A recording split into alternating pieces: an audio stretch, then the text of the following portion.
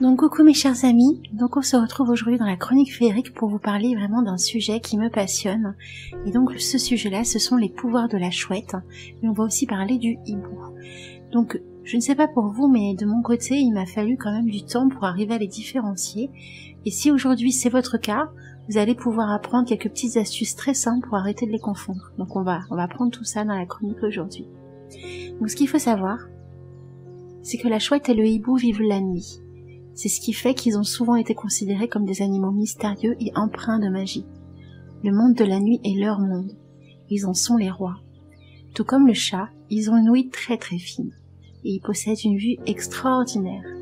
Ces volatiles, que l'on appelle également les chats huants, sont très à l'aise dans la pénombre. Donc ces oiseaux nocturnes sont surtout en relation avec la lune. Ils ne peuvent pas supporter la lumière du soleil et s'opposent donc à l'aigle qui, lui, la reçoit les yeux grands ouverts. Contrairement à ce que l'on peut croire, la chouette n'est pas la femelle du hibou. Ce sont deux volatiles différents, avec énormément de concordance tant dans l'apparence que dans le mode de vie, et même dans le symbolisme. Personnellement, c'est ce que j'ai trouvé de plus surprenant. La différence majeure en fait que l'on retrouve entre la chouette et le hibou vient surtout de leur apparence. Le hibou a ce que l'on appelle les aigrettes, c'est une sorte de petite touffe de plumes qui se trouve de chaque côté de la tête. Alors, elles sont toutes petites, alors que la chouette n'en possède pas. La forme de leur visage est également une différence qu'ils ont entre eux.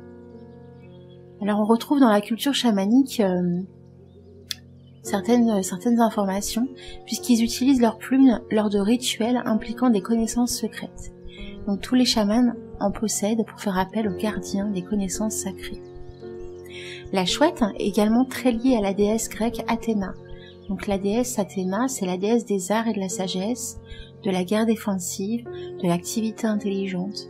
La légende raconte qu'Athéna portait sur son épaule un hibou qui lui révélait les vérités qu'elle ne percevait pas. Le hibou était capable d'éclairer le côté aveugle d'Athéna et lui permettait de dévoiler toute la vérité plutôt que de dénoncer en fait des demi-vérités. Elle prête aussi son symbole ailé à la ville d'Athènes, dont la monnaie de l'époque était à l'effigie de l'animal, et qui se retrouve aussi de nos jours sur la pièce grecque de 1 euro. Donc dans de nombreuses écoles, par exemple les universités, les institutions, la chouette fait partie des armes héraldiques. Donc vous voyez comme quoi on retrouve la chouette un peu partout, vraiment c'est en Europe c'est pas mal. Et on va finir avec la mythologie grecque. Donc la chouette est représentée par Ascalaphos, donc qui était le fils d'Achéron et de la nymphe de l'obscurité. C'est elle qui voit Perséphone goûter à un fruit de l'enfer qui était en fait un grain de grenade et qui dénonce en lui interdisant ainsi tout espoir de remonter définitivement au jour. Donc quand on découvre toutes ces belles histoires, ces légendes, ces symboles, on est vraiment happé par tout ce que représente le hibou, la chouette. Donc moi je suis vraiment à ce niveau-là, je suis enchantée, parce qu'en fait j'ai fait beaucoup de recherches sur internet, notamment même dans pas mal de livres que j'ai à la maison. Et donc vraiment si vous êtes intéressés, n'hésitez pas, il y a pas mal de sites intéressants, notamment sur la chouette. Vous avez un site qui est vraiment consacré à la chouette, et vous avez aussi tout un symbole concernant l'animal totem, que vous pouvez retrouver aussi sur internet. Vous pouvez retrouver des éléments sur le site du CID aussi, donc j'en ai retrouvé aussi quelques-uns. Donc vraiment si vous êtes intéressé par cet animal, n'hésitez pas à vous procurer toutes les informations nécessaires. De mon côté, voilà, j'ai fait des recherches sur le symbolisme de la chouette et du hibou. Donc en magie, la chouette représente le monde des mystères et de la protection. Donc elle voit ce que d'autres ne voient pas, et elle peut même voir au-delà de la tromperie et des masques que certains mettent devant vous. Donc vous pouvez entrer en contact avec elle, soit par vos rêves, soit dans une méditation guidée, ou soit par le biais en fait d'un voyage astral, pour vous aider à avoir la vérité sur le vrai visage de certaines personnes par exemple, ou alors pour qu'elle vous apporte une protection si vous vous aventurez dans des lieux inconnus, ou alors elle vous apportera aussi une connexion avec votre moi supérieur, par exemple celui de votre enfant intérieur si votre but est davantage spirituel. Elle vous servira de guide si vous n'avez pas la lumière nécessaire pour avancer. Vous pouvez également l'invoquer lors d'un rituel pour développer vos capacités intuitives, ou alors pour que l'on vous révèle ce qui est précieusement gardé secret. Si vous souhaitez de l'aide pour évoluer dans votre pratique magique par exemple, ça peut être sympa à faire. De nombreux rituels et invocations existent. Mais celle à mes yeux qui semble le mieux serait plutôt un rituel que l'on ferait soi-même, que l'on crée soi-même, car on utilise notre propre sensibilité et nos propres mots pour l'appeler. Et des prières par exemple sont idéales pour ça. Pour ma part, je travaille actuellement sur un petit journal de prière où j'y inscris toutes mes pensées, mes émotions de façon assez poétique, et lorsque je pense à la chouette, les mots me viennent tout seuls. Et je me sens vraiment très proche de cet animal, même si, pour ma part, j'ai déjà un animal totem, je considère la chouette un peu comme un animal de pouvoir. Ça peut également être votre cas si vous vous sentez très attiré par sa magie. Vous pouvez aussi retrouver bon nombre de poèmes, tout aussi poétiques, si vous n'arrivez pas par exemple à écrire, dont celui de Victor Hugo que j'aime beaucoup et qui s'appelle La Chouette, ou alors vous avez aussi celui de Charles de Baudelaire, tout aussi magnifique, bien évidemment, qui se nomme par contre, lui, Le Hibou. Alors ce qu'il faut savoir, c'est que le hibou, la chouette, sont souvent considérés comme des messagers, surtout le hibou. Dans de nombreux livres ou même films, on retrouve souvent le hibou qui apporte le courrier. C'est parce qu'il symbolisait en fait à une époque le symbole de porteur de la mort, messager de la mort. Mais aujourd'hui, le message que cela nous révèle est surtout celui du changement. Lorsqu'il entre dans votre vie, un profond changement s'opère. Cela signifie la mort de ce que vous avez été pour renaître et subir une vraie transformation en fait qui est profonde. Alors c'est marrant parce que ce symbolisme me rappelle aussi le même symbole de l'animal totem qui est le papillon. Donc c'est mon animal totem, le papillon. Et c'est pareil en fait, le papillon représente la renaissance. Donc je trouvais en fait intéressant de dire, tout comme le chat en fait, le hibou a des symbolismes qui se rapprochent à d'autres animaux. Donc là pour le papillon c'est le symbolisme de la renaissance. Alors si la chouette est un de vos animaux totems, ou votre animal principal totem, c'est que vous avez en vous une profonde intuition qui est naturelle, et une très grande sagesse intérieure, soit que vous avez acquis naturellement, soit au cours de votre cheminement. Parce que ce qu'il faut savoir, c'est que votre animal totem, vous n'avez pas le même tout au long de votre cheminement magique. Il peut très bien évoluer au cours de votre pratique, parce qu'on évolue dans notre pratique. Donc au tout début de votre cheminement, vous pouvez avoir le papillon comme moi par exemple, mais après au fur et à mesure de votre cheminement, vous pouvez changer d'animal totem. C'est tout à fait possible. Tout comme avoir le même tout au long de votre vie, ça aussi c'est possible. Donc l'esprit de ce totem vous encourage au quotidien à regarder au-delà des apparences trompeuses pour vous révéler la vérité d'une situation ou des motivations d'une personne de votre entourage. Si vous le faites instinctivement, c'est qu'il y a vraiment en vous la magie de la chouette qui sommeille. Donc vraiment, je vous invite à découvrir tout ce que symbolise la chouette et le hibou. Donc comme le dit Estelle, une adorable petite sorcière que je connais, donc la chouette nous parle et elle nous confie nos humeurs nocturnes, et elle est souvent transparente aux yeux de tous, mais elle nous envoie de doux présages. J'aime aussi beaucoup citer une phrase qui est issue du site Le Cid, et qui dit « La chouette nous apprend qu'il est plus sûr de regarder en face ce que nous pouvons considérer être l'obscurité de nos propres âmes. Et qu'en cette obscurité, nous pouvons trouver beaucoup de nourriture pour grandir et s'accomplir. » Donc ce qui est certain, c'est que la chouette est vraiment un guide qui est très très puissant et qui nous encourage à avoir du discernement. Alors concernant vos rêves, si jamais il vous arrive de la voir apparaître, cela signifie une annonce de la libération par rapport à certaines peurs qui préoccupaient votre esprit. Ou alors, elle peut aussi signifier qu'elle vous révèle des dons cachés que vous n'avez pas encore découverts. Généralement, les dons cachés que vous n'avez pas encore découverts concernent surtout des dons de clairvoyance et de médiumnité. Donc si vous n'étiez pas assujetti jusqu'à présent, ou si vous n'étiez pas aperçu jusqu'à présent que vous avez des dons de médium par exemple, si effectivement dans vos rêves vous voyez apparaître la chouette et qu'elle vous révèle ces dons-là, et c'est peut-être que vous avez en vous ces dons-là qui sommeillent. Alors, pour finir un peu cette chronique, qui n'est pas bien longue, mais je la veux courte et c'est voulu, le travail au quotidien avec la chouette, donc ce qu'il faut savoir, c'est que c'est important que vous appreniez à ressentir sa magie. Vraiment, renseignez-vous sur tout ce qu'elle représente, tant au niveau du symbolisme qu'à travers vos propres émotions. Et si cet animal vous attire, tentez de comprendre pourquoi elle vous attire. Et la réponse se trouve toujours à l'intérieur de vous. Et enfin, pour conclure, vous avez plusieurs types de méditation qui existent.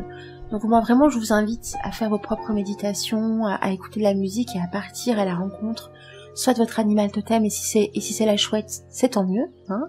Si ça ne l'est pas, c'est votre animal de pouvoir parce que vous en êtes profondément attiré. Donc vraiment pour la méditation, je vous invite vraiment à ancrer vous-même, à partir à la recherche donc de plein d'aventures la concernant.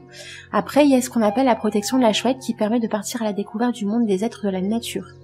Et donc j'en avais déjà parlé dans la chronique de la magie féerie en janvier. Et donc les sorcières féeriques font cela chaque année à cette même période. Donc ça, c'est une information que l'on peut retrouver dans la pratique, qui est à découvrir dans la grande Bible des fées d'Édouard Brazé. Mais vraiment, je vous invite, si vous êtes intéressé par une méditation, par un voyage astral, à aller à la rencontre donc de sa protection, de ce qui est la chouette. Vraiment, c'est intéressant. Et puis vous allez découvrir plein de choses, partir en aventure. Vraiment, moi je trouve vraiment qu'elle est magique, la chouette, et le hibou aussi, hein, puisque pour moi, même s'ils sont différents, je les associe beaucoup dans ma pratique magique. Donc voilà, pour cette petite chronique magique également. J'espère qu'elle vous aura plu et que vous en aurez appris un petit peu plus sur tout ce qui concerne la chouette, le hibou, son symbolisme, ses pouvoirs.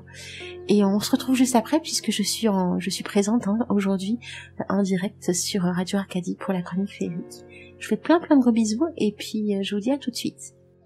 Et donc on se retrouve pour cette seconde partie. Et donc c'est une seconde partie que j'ai dû réenregistrer. Pourquoi ? Parce que quand je suis passée sur Arcadie pour la chronique féerique, c'était une partie qui était en live, donc je voulais absolument, pour la vidéo podcast, que les auditeurs puissent la découvrir ou la redécouvrir de façon à ce que tout le monde puisse avoir les mêmes informations, que vous soyez présent ou pas le jour de la chronique ou le jour de sa diffusion. Donc cette deuxième partie consiste surtout à vous expliquer l'histoire, le symbolisme de la chouette et du hibou, mais son histoire aussi, pourquoi certaines cultures, notamment en France, à l'époque du Moyen-Âge, pourquoi la chouette et le hibou étaient considérés comme des animaux qui portaient malheur, tout comme le chat par exemple, et donc pourquoi il y a eu des choses très négatives qui se sont faites à cette époque-là. Donc ce qu'il faut savoir, c'est que pour tenter de convertir les populations, l'Église condamna et diabolisa ce que l'on appelle la foi sacrée, et tout ce qui était consacré à la déesse. L'évolution subie par l'image de la chouette dans les croyances populaires donne donc une idée de ce processus de dénigrement. D'oiseau sacré symbolisant la sagesse et le discernement, la chouette devint graduellement un oiseau de mauvais augure que les paysans clouaient sur les portes et les murs des granges en y jetant du gros sel. Donc elle fut nommée l'envoyée des pays sombres. Et l'engouement fut appelé Puck. Alors ce qu'il faut savoir, c'est pourquoi on l'a appelé Puck. C'est parce qu'en fait ce mot servait à désigner le diable. Donc on pensait en fait que la chouette était l'un des serviteurs des 10 rois des enfers. Donc il y a d'ailleurs un conte breton qui existe et qui en parle. Si jamais ça vous intéresse, de découvrir un petit peu plus sur les croyances négatives de la chouette et du hibou à l'époque du Moyen-Âge. Ce qu'il faut savoir aussi, c'est que dans le dictionnaire des symboles de 1982, de Jean Chevalier et de Alain Guibrandt, on peut lire ceci. Parce qu'il n'affronte pas la lumière du jour, le hibou est symbole de tristesse, d'obscurité, de retraite solitaire et mélancolique. La mythologie grecque en fait l'interprète d'Atropos, celle des parcs qui coupent le fil de la destinée. Donc, ce qu'il faut savoir effectivement, c'est qu'à l'époque du Moyen-Âge, quand la religion catholique a commencé à prendre un petit peu plus d'ampleur en France et partout en Europe, tout ce qui symbolisait en fin de compte les connaissances en lien avec la magie, la sorcellerie, c'était donc très négatif à cette époque, comme vous le savez.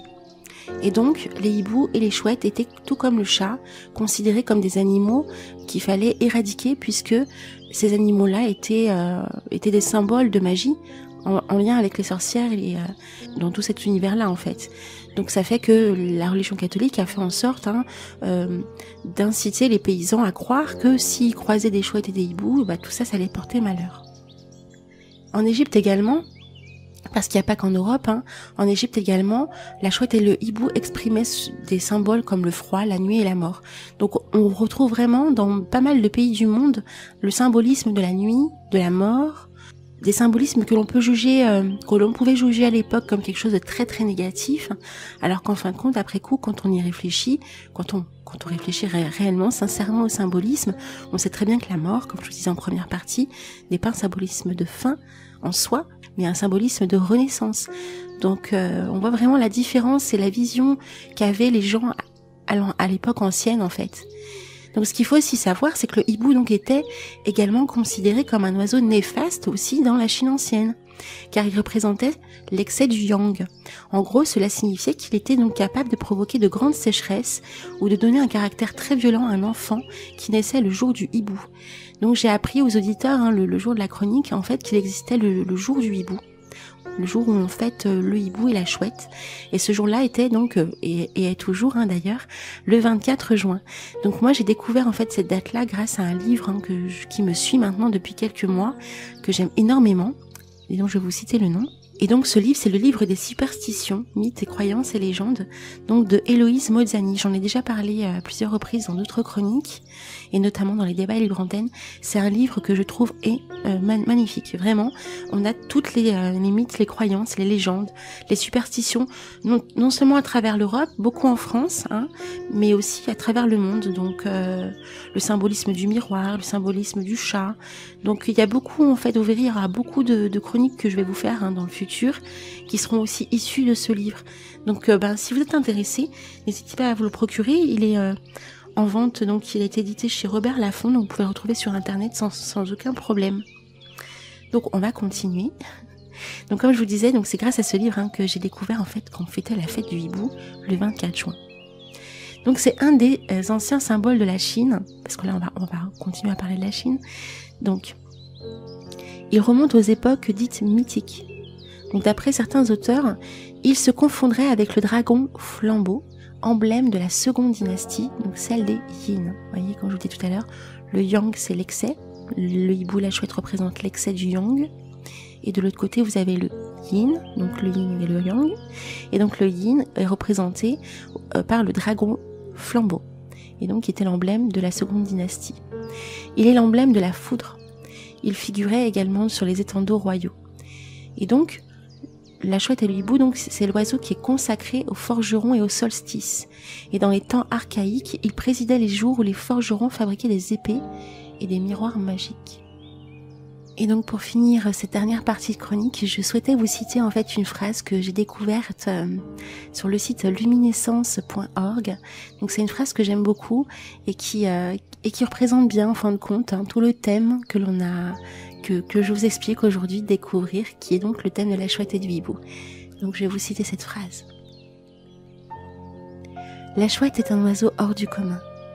Perchée devant l'entrée de l'autre monde, elle est là pour nous rappeler l'omniprésence de la mort. Mais la mort est la grande initiatrice, et la chouette qui ulule, cachée dans les arbres, nous amène à la réalisation que notre mort est un commencement, et non pas une fin. Donc voilà, avec cette phrase poétique et magique, je vous laisse pour conclure cette chronique.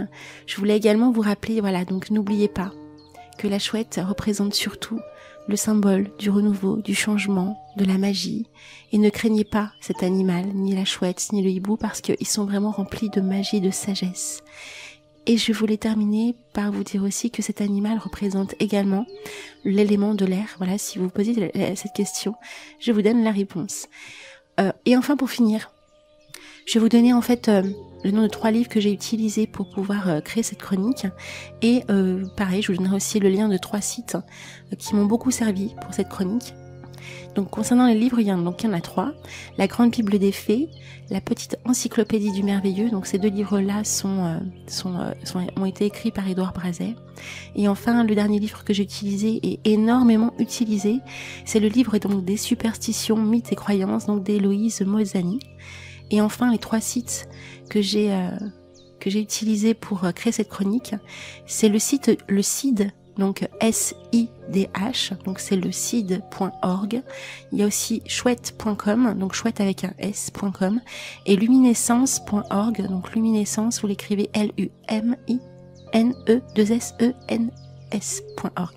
Donc je vais laisser les liens en description donc, de cette chronique vidéo, comme ça vous pourrez découvrir ces sites-là et le nom des livres, et si ça vous intéresse, vous les procurez. Je vous fais plein de gros bisous et je vous dis à très très bientôt. Replay, ça s'est passé sur Radio Antasia. Radio Antasia.